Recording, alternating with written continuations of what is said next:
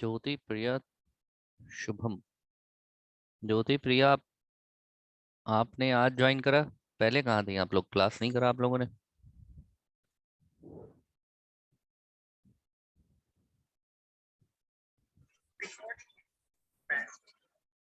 छपा दो गाँव।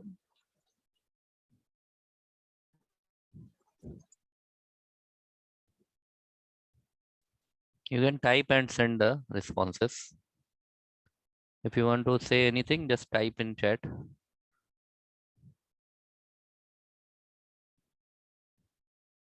टाइम टेबल अपडेट हुआ है। टाइम टेबल बेटा, ये जो क्लास है ये 6 सेमेस्टर की क्लास है, सिस्टम एनालिसिस एंड डिजाइन की।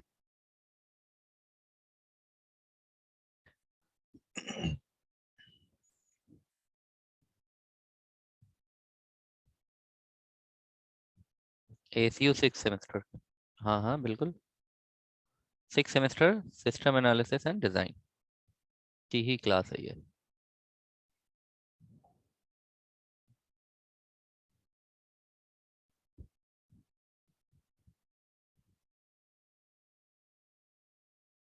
Okay,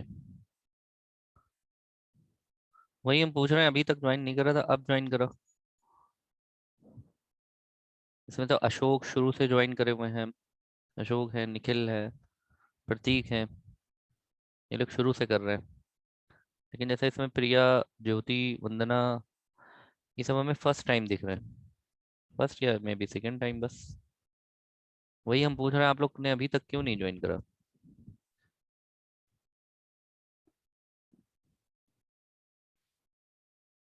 Ashok, good afternoon.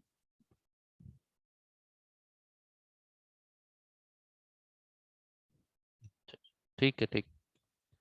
चलो खैर, कोई बात नहीं।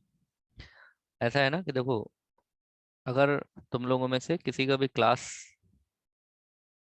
नहीं अगर कर पाए हो, तो हमने इसको यूट्यूब पे डाल दिया है। उसमें ISS कॉलेज के चैनल में जाना, उसमें सैड 2021 यानी कि 2021 वाली प्लेलिस्ट में सर सारे लेक्चर पड़े हुए हैं। अभी भी उसमें अपलोड हो रहे हैं, करीब 10-12 लेक्चर, 13 लेक्चर होंगे उसमें पड़े हुए।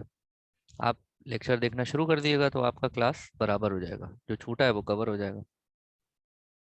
ठीक है। आप लोगों ने चैनल सब्सक्राइब करा हुआ है कि नहीं? क्योंकि उसी पे जो भी यहाँ पढ़ाया था ना, उसको उस पर अपलोड कर दिया था। बुक आकर के ऑफिस से ले लो विकास। उसके लिए आप अरुण सर से संपर्क कर लीजिए, और अरुण सर से या तरुण सर से संपर्क करके आगे ले जाइएगा बुक। वहाँ ऑफिस तो खुला हुआ है। अच्छा, आवाज नहीं आ रही मेरी? राज कह रहे हैं आवाज नहीं आ रही है। क्या वॉइस नहीं आ रही मेरी? विकास, वंदना, प्रिया, आप लोग बताएं, आवाज आ रही है? आ रही है। अच्छा, इसमें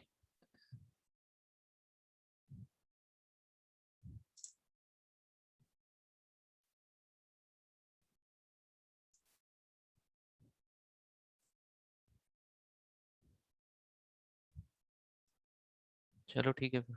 ओके, लेट्स स्टार्ट। देखो, लास्ट क्लास में हम लोगों ने जो पढ़ा था, सबसे पहले आप उसे देख लीजिए।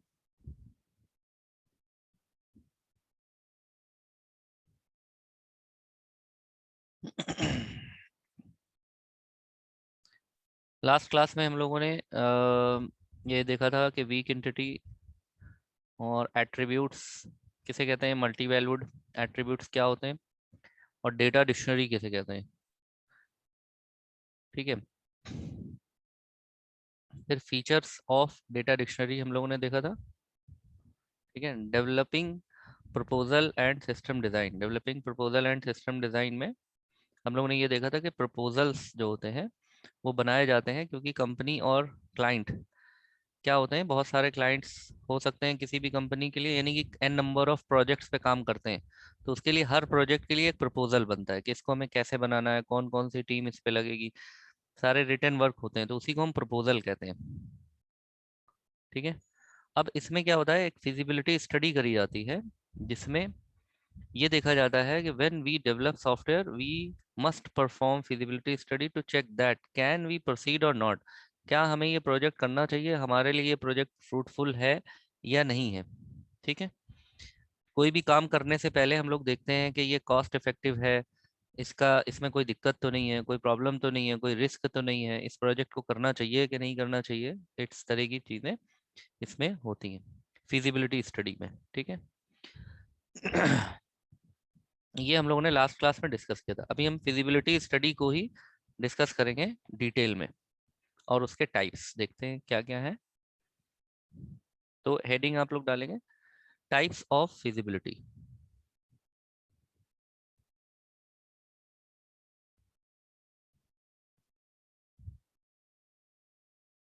टाइप्स ऑफ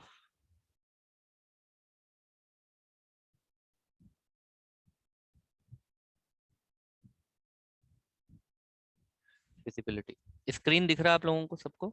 एक बार यस नो। राजकुमार आवाज आने लगी अब आपको?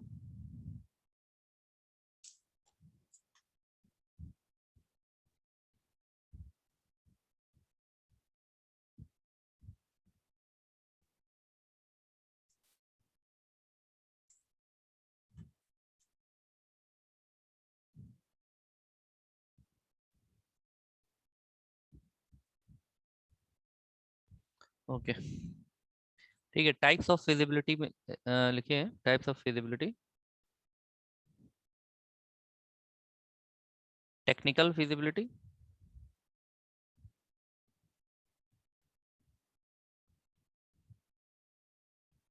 Technical feasibility,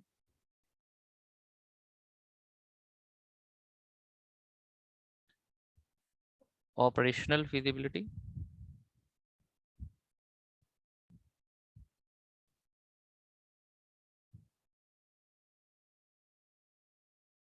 economical feasibility.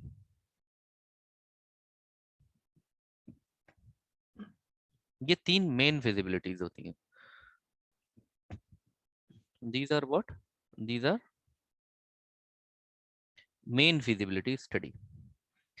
इसमें देखो पहली चीज फिजिबिलिटी में हमने आपको बताया है कि कोई भी काम हम करें या ना करें, यही फिजिबिलिटी स्टडी में करा जाता है। तो कोई भी प्रोजेक्ट, कोई भी कंपनी है, मान लीजिए यहाँ पर एक कंपनी है और इस कंपनी के पास बहुत सारे प्रोजेक्ट्स हैं।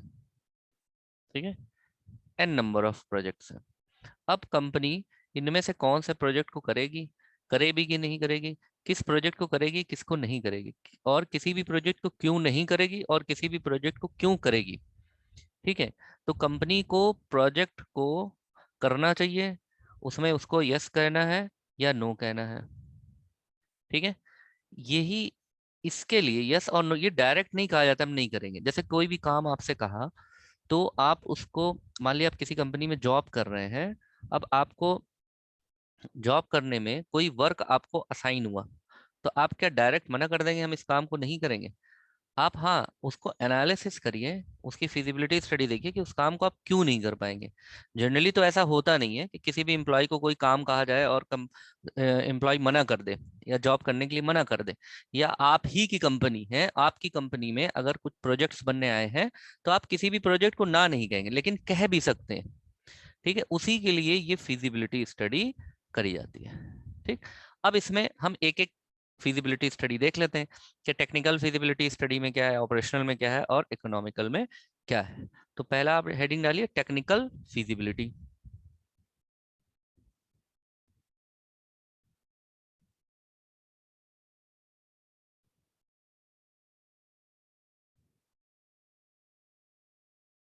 Technical feasibility.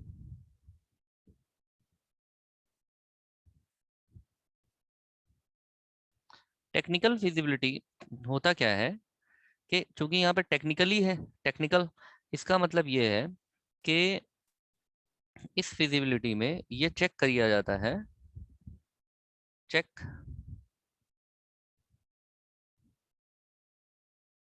The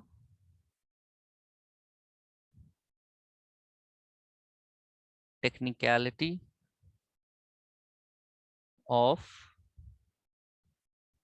company. इसका मतलब क्या है? टेक्निकलिटी क्या होती है?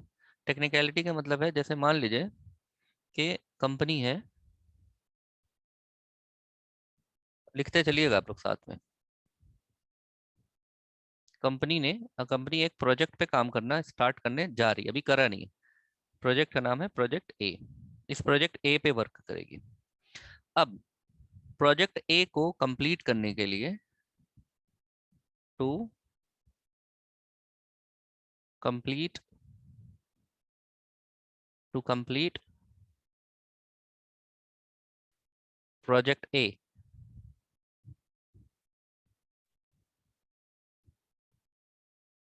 Company needs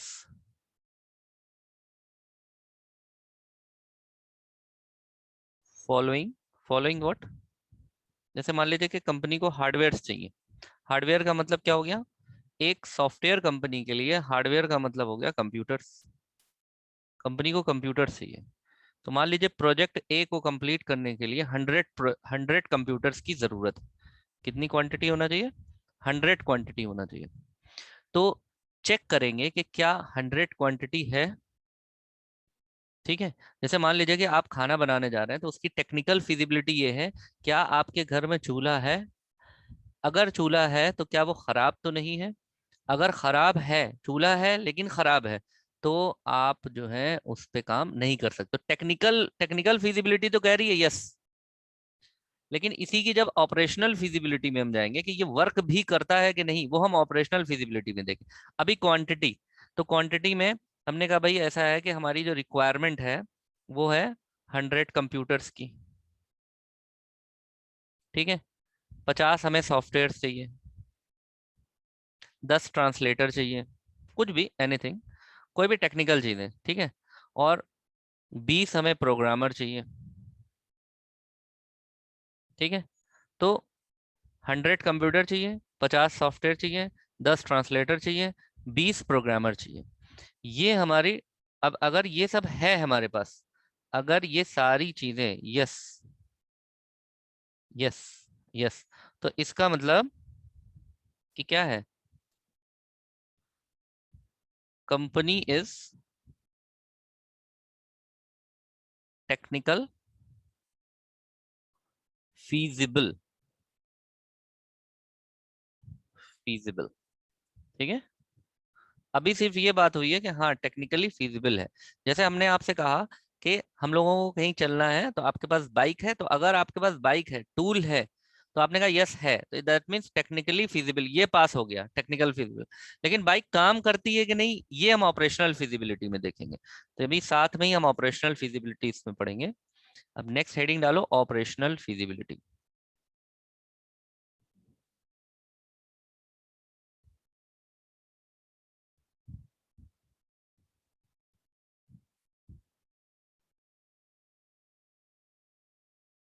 operational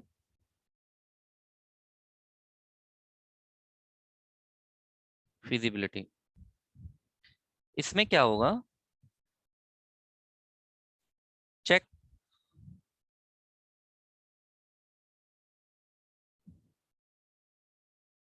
check whether the, whether the, या ऐसा करेंगे, चेक, ऐसा लिखो इसको, check functionality, check functionality of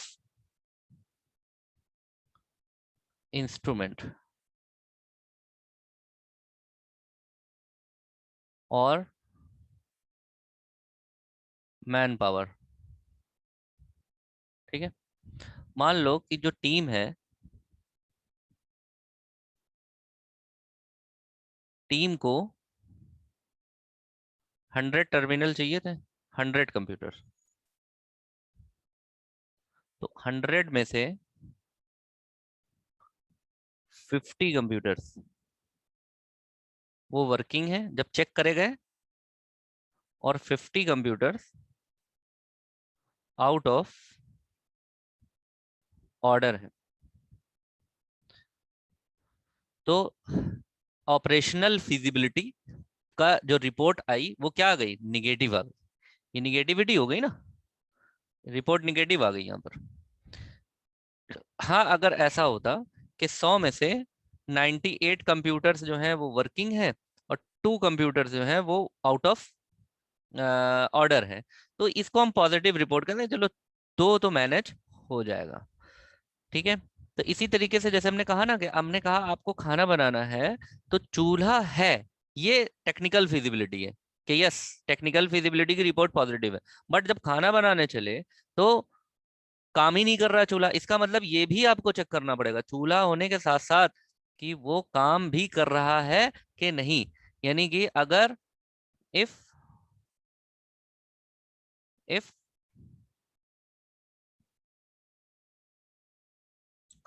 if tools लिखते हैं यहाँ पर, if tools are not working, if tools are not working, then project is what? Not operational feasible। तब प्रोजेक्ट जो है वो ऑपरेशनली फिजिबल नहीं होगा। अब बताइए, ये दोनों चीजें समझ में आई ना, बहुत सिंपल सी है। अगर आप पहला क्लास भी कर रहे हैं तब भी आपको समझ में आ जाना चाहिए कि कोई भी चीज करने के लिए, जैसे हमने कहा हमें एक कॉल करनी, मोबाइल है आपके पास, आपने कहा हाँ है, तो टेक्निकली फिजिबल हो गए। लेकिन जब कॉल करने लगे हमने कहा ये कॉल तो हो नहीं रहा, कहे नहीं सर ये काम नहीं करता, खराब है, तो ऑपरेशनल फिजिबल नहीं हुआ। अब बताओ ये चीज समझ में आई कि नहीं, क्लियर है ना ये? ओके, अब यहीं पर हम देख लेते हैं इकोनॉमिकल फिजिबिलिटी। अच्छा, अब इकोनॉमिकल फिजिबिलिटी से थोड़ा तुम लोग अंदाजा लगाओ कि क्या हो सकता है, नाम से ही अंदाजा लगाइए। हम लिख रहे हैं लेकिन आप नाम से अंदाजा लगाइए कि क्या हो सकता है, बताइए जरा। इकोनॉमिकल फिजिबिलिटी, ये हेडिंग डाल लीजिए।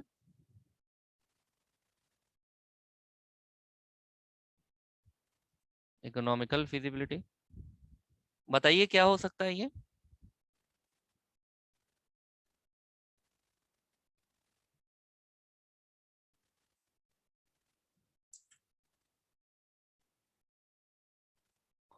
इकोनॉमी जो होगी, निखिल कह रहे हैं इकोनॉमी जो होगी, वेरी गुड, इकोनॉमिक से ही रिलेटेड होगा। और कुछ बताओ, सही बता रहे हो निखिल, आप बिल्कुल सही जा रहे हैं। प्रिया आप बताइए, अशोक आप बताइए, इकोनॉमिकल फिजिबिलिटी में क्या चेक करा जाएगा, बताओ।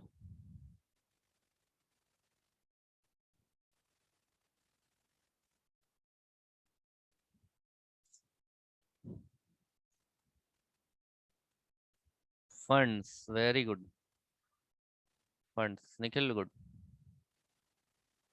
फंड्स किसके, कंपनी के।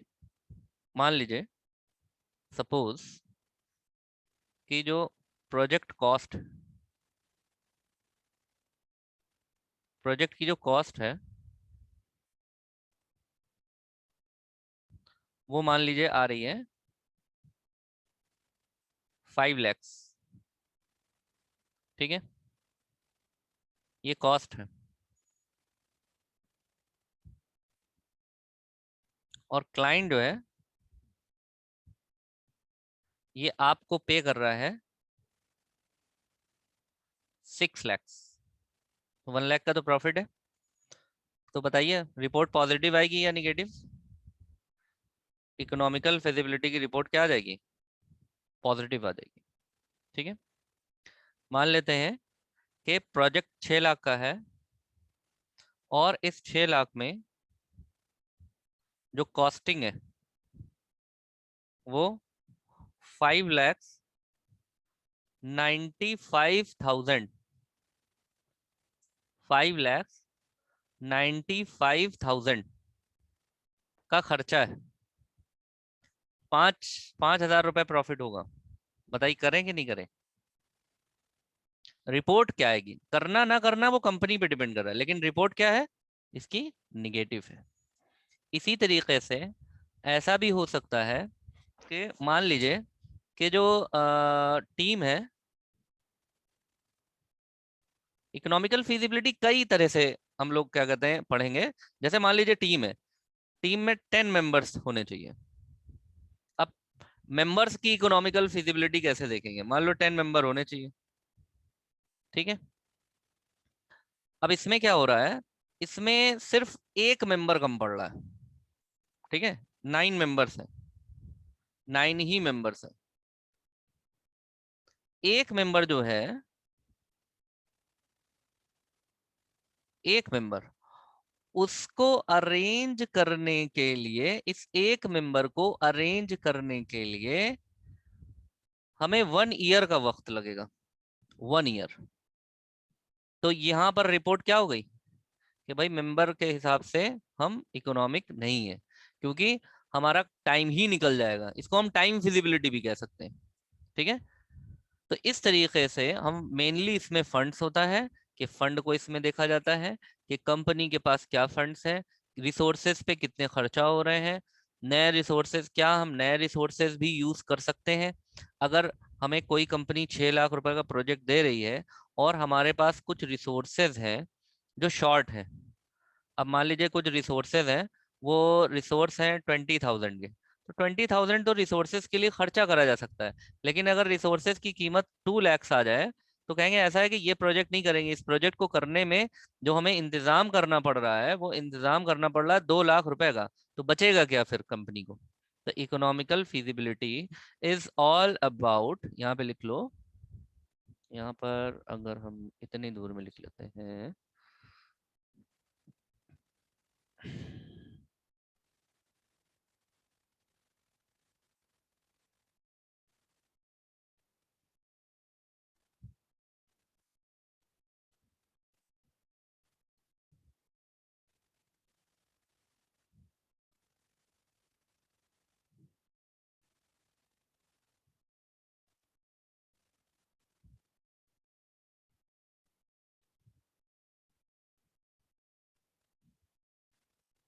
it is all about, it is all about profit and loss of company, company का, it's all about profit and loss of company, ठीक है। यानी कि आप ये कह सकते हैं कि economic feasibility is related to, it is related to budget, it is related to budget. That means किससे रिलेटेड हो जाएगा ये, कॉस्ट एस्टिमेशन से। कॉस्ट एस्टिमेशन, कॉस्ट एस्टिमेशन क्या होता है, हम किसी भी काम को करते हैं, किसी भी काम में इन्वॉल्व होते हैं, अगर वो बड़ा काम है तो पहले कॉस्ट को एस्टिमेट करते हैं, कितनी कॉस्ट लगेगी, क्या फायदा होगा इसमें, इस काम को करा भी जाए कि ना करा जाए। ऑल दिस क्लियर है ये, इसमें किसी कोई कंफ्यूजन समझ में आ गया, तो नेक्स्ट बताएं।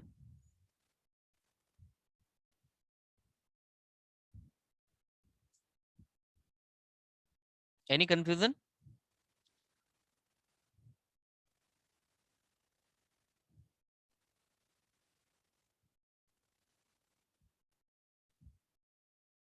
क्लियर है, नो डाउट, ओके।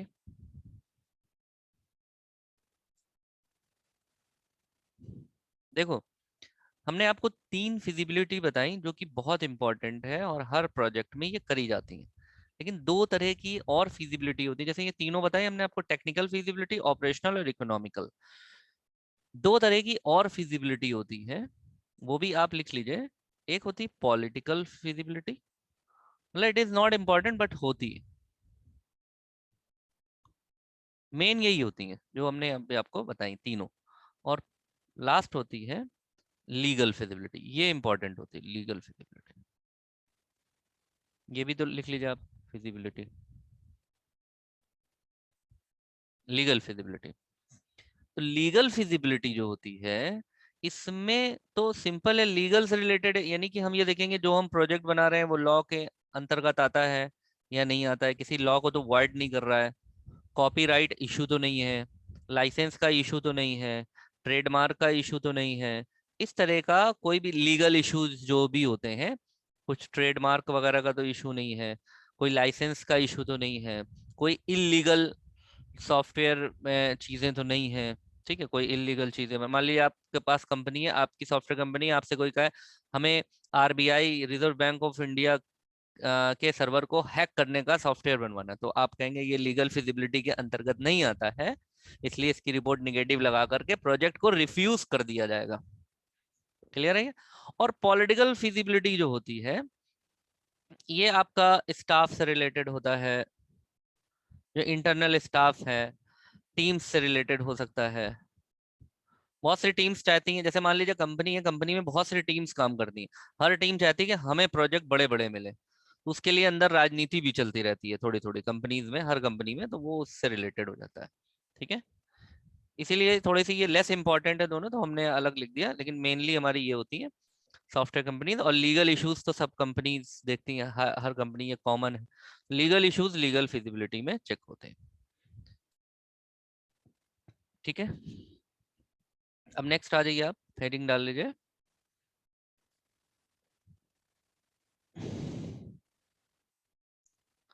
इनपुट, ऐसे डाल लो, डिजाइन, यहाँ पे लिखो डिजाइन। डिजाइन में आप दो चीजें, एक इनपुट डिजाइन और एक आउटपुट डिजाइन। ठीक है, इनपुट डिजाइन, आउटपुट डिजाइन। तो यहाँ पर ये जो डिजाइन है, design is related to the appearance of software, software दिखेगा कैसे, जो भी आप सॉफ्टवेयर बना रहे हैं, appearance of software on screen. ठीक है, जैसे यहाँ पर आपको स्क्रीन सामने दिख रहा है, ठीक है, अब इसमें मान लीजिए हमने यहाँ फाइल पे क्लिक करा, तो ये जो हमारे सामने पुल डाउन मेनू आया है, ये आउटपुट है। अब अगर हम यहाँ पे सेव एज पे क्लिक करें, तो देखो ये स्क्रीन सामने आ रहा है। कट गई है मीटिंग?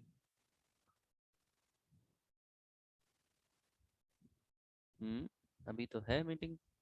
ओके, तो जैसे मान लीजिए कि हम यहाँ से कुछ ओपन कर रहे हैं, यदि हमने ओपन करने के लिए क्लिक करा, तो अब देखो यहाँ पे फाइल नेम दिख रहा है, तो ये हमारा कौन सा बॉक्स हो गया, ये हमारा इनपुट बॉक्स हो गया। यहाँ पर हम इनपुट देंगे। ओपन क्या है, ये इनपुट वाला बटन, यहाँ पे क्लिक करेंगे तभी ओपन होगा, कैंसिल पे क्लिक करेंगे तभी कैंसिल होगा। ठीक है, बाकी में जितनी चीजें दिख रही है सब आउटपुट है। तो जो भी स्क्रीन है हमारा सॉफ्टवेयर में, जो भी स्क्रीन है, इस स्क्रीन पे कैसा सब कुछ दिखेगा, मतलब अगर कोई आइकन दिख रहा है तो वो आइकन कैसा है, अगर कोई फॉर्म दिख रहा है तो वो फॉर्म कैसा है, अगर कोई रिपोर्ट दिख रही है तो वो रिपोर्ट कैसी है, अगर कोई फोटो दिख रही है तो वो फोटो कैसे अपीयर होगी। बात समझ में आ रही है? तो कोई भी चीज, एनीथिंग, अगर कोई टेक्स्ट दिख रहा है तो वो टेक्स्ट का क्या साइज होगा, क्या कलर होगा, ये सारी चीजें इनपुट और आउटपुट डिजाइन में देखा जाता है। ये हमारा क्या है, ये हमारा है स्क्रीन। तो सॉफ्टवेयर को जब आप बनाएंगे तो आप ध्यान रखेंगे, डिजाइनिंग टीम जो है वो ये काम परफॉर्म करेगी। तो यहाँ पर हम लिखेंगे design of input and output is carried bye, carried bye मतलब करा जाएगा, कौन करेगा, कैरीड बाय डिजाइन टीम। हर काम अलग करने वाले होते हैं ना, प्रोजेक्ट कोडिंग करने वाले अलग होंगे, डिजाइनिंग करने वाले अलग होंगे, इम्प्लीमेंटेशन करने वाले अलग होंगे, रिक्वायरमेंट स्पेसिफिकेशन करने वाले अलग होंगे, फिजिबिलिटी करने वाले अलग होंगे। कंपनी है ना, सॉफ्टवेयर कंपनी, तो बहुत सारे स्टाफ्स होते हैं उसमें, बहुत सारी टीम होती है, सब काम अपना अपना करते हैं, तो ये डिजाइनिंग है। अब इसी में कुछ चीजें जैसे इनपुट है, अब इनपुट में किन किन चीजों का ध्यान रखा जाता है ये चीज हम देख लेते हैं।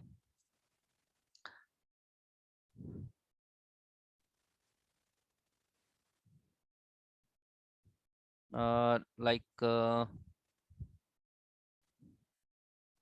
एक तो ध्यान ये रखना है कि कोई भी सॉफ्टवेयर होगा, अगर हम इनपुट की बात करें, इनपुट डिजाइन की बात करें,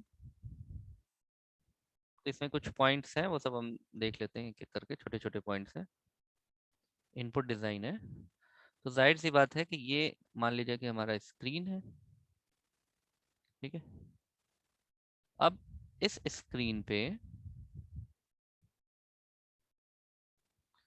हो सकता है, जैसे मान लीजिए कि आपका वो एडमिट कार्ड जनरेट करने का है या रिजल्ट देखने का है, यूनिवर्सिटी का सॉफ्टवेयर है, तो मान लीजिए कि यहाँ पर आता है कि अपना आप नाम, इनपुट योर नेम, मान ली नेम पूछ रहा है, ठीक है।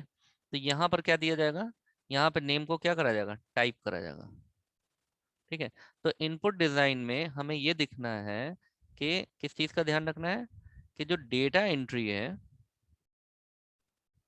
उस डेटा एंट्री के लिए कैसे फॉन्ट्स यूज होंगे, कैसा टेक्स्ट यूज होगा, कैसा कलर यूज होगा, ठीक है, क्या साइज यूज होगा, इस तरह की चीजें। इसमें ऐसा भी हो सकता है कि जैसे कुछ कोड्स यूज कर सकते हैं, जैसे कोड भी यूज कर सकते हैं। कोड का मतलब होता है जैसे कुछ प्री फीडेड कोड हो गए, जैसे आप एड्रेस भर रहे हैं, मान लीजिए एड्रेस भर रहे हैं, तो एड्रेस में जैसे मान लीजिए कि एड्रेस में आपने एरिया चूज करा, कोई एरिया चूज करा, एरिया या डिस्ट्रिक्ट चूज करा, तो एरिया या डिस्ट्रिक्ट जैसे ही चूज करते हैं तो उसका पिन कोड जो है अपने आप आ जाए, या आप स्टेट चूज करते हैं तो स्टेट की लिस्ट अपने आप आ जाए। ये सब होता है ना जब आप ऑनलाइन फॉर्म वॉर्म भरते हैं, तो उसमें आप क्लिक करते हैं तो वो लिस्ट पूरी नीचे आ जाती है। तो इस तरह के कोड्स वगैरह आप यूज कर सकते हैं। मान ली किसी कोर्स के लिए आप अप्लाई कर रहे हैं, तो कोर्स के लिए अप्लाई करने के लिए यहाँ पे कोर्स लिखा हुआ है और आपने इस तरह से एक लिस्ट दे दी, और यहाँ पे जैसे ही क्लिक करा यहाँ पर नीचे कोर्स आ गया कि आपको BCA करना है, MCA करना है, CCC करना है, O लेवल करना है, क्या करना है, कोई भी आप एक चूज कर लेंगे। तो इस तरह से आप कोर्स, तो यही इनपुट डिजाइन है, ठीक है। इसमें कलर्स वगैरह हैं, ये सब चीजें हैं। और इसमें क्या करना है कि इसके लिए कुछ बातें ध्यान रखना है, जैसे फॉर एग्जाम्पल चाहे वो आप इनपुट डिजाइन करिए चाहे आउटपुट डिजाइन करिए, ठीक है, इसमें आपको ध्यान इन सब चीजों का देना है कि आप जैसे मान लीजिए कि कहीं पर भी आप जो शॉर्टकट है वो कैसे होनी चाहिए, क्लियर होना चाहिए। मान लीजिए MCA है, तो MCA आपको समझ में आ रहा है कि हाँ MCA कोर्स है, मास्टर ऑफ कंप्यूटर एप्लीकेशन। इसका फुल फॉर्म क्या होता है, master of computer application, master of. तो ऐसे कोड यूज करने हैं जो जर्नल हो, जो स्टूडेंट्स को भी समझ में आए, जो एंट्री करने वाले को भी समझ में आए, क्योंकि एंट्री करने वाला सॉफ्टवेयर इंजीनियर नहीं होगा।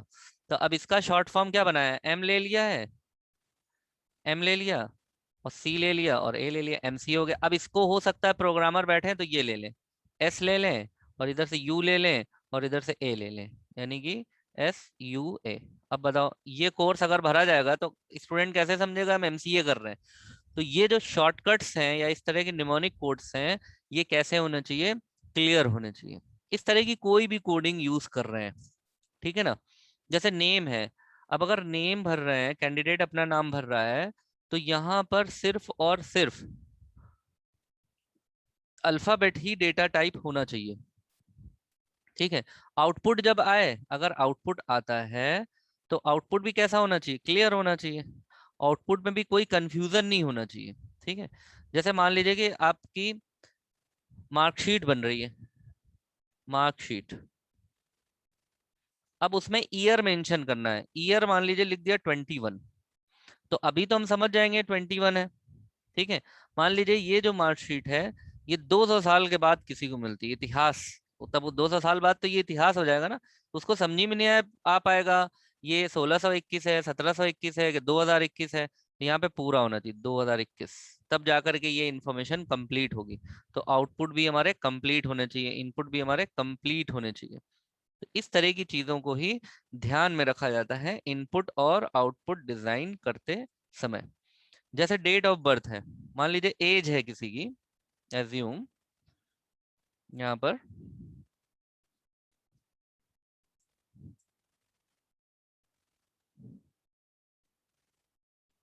मान लीजिए एज आप दे रहे हैं, एज, तो अगर एज एम्प्लॉय की एज है, अब बताइए एम्प्लॉय का डेट ऑफ बर्थ जो होगा वो क्या, देखिए डेट ऑफ बर्थ हम एम्प्लॉय की लिख रहे हैं, मान लीजिए कोई कंपनी है आपकी, वहां पर आप इनपुट कर रहे हैं, ठीक है। अब आप लोग बताइएगा ये डेटा सही है या गलत है। हमने एम्प्लॉय की डेट ऑफ बर्थ लिखी। अब एम्प्लॉय की डेट ऑफ बर्थ अगर हम लिख रहे हैं, मान लीजिए हम लिख लेते हैं से 20 जून 2013। अब बताइए ये डेट ऑफ बर्थ सही है, ऐसे भर सकते हैं कि नहीं भर सकते? जल्दी बताइए, ऐसे भर सकते हैं कि नहीं भर सकते? 1 मिनट बचा है मीटिंग खत्म होने में। क्यों विकास, क्यों नहीं कर सकते हैं? प्रिया कह रही कर सकते हैं, विकास कह रहे नहीं कर सकते, क्यों नहीं कर सकते हैं और क्यों कर सकते हैं? देखो फिर से समझो, आपकी या आप किसी कंपनी के लिए अप्लाई कर रहे हैं, वहां पर एम्प्लॉय की डेट ऑफ बर्थ है। बताओ डेट ऑफ बर्थ वाले को ये कॉलम, ये डेटा, ये वैल्यू एक्सेप्ट करनी चाहिए या नहीं? इसका आंसर होगा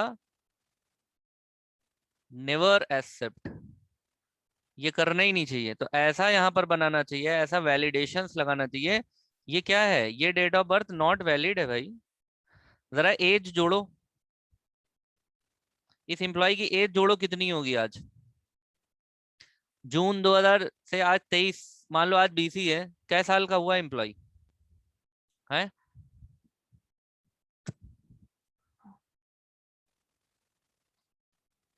हम्म, हाँ, 7 साल 8 साल का हुआ, ये पॉसिबल है एम्प्लॉय 7 साल का होगा? बताओ। हाँ, वेरी गुड। नहीं तो ये नॉट वैलिड हो गया ना। तो इस तरह से हमारे इनपुट आउटपुट में वैलिडेशंस चेक भी होने चाहिए। बाकी हम लोग नेक्स्ट क्लास में बात करेंगे। वैलिडेशन चेक्स कहते हैं इसको हम। ये होने चाहिए ऐसे ना, तो ये एक्सेप्ट नहीं करना चाहिए। इसीलिए हमने यहाँ लिखा है एम्प्लॉय डेट ऑफ बर्थ।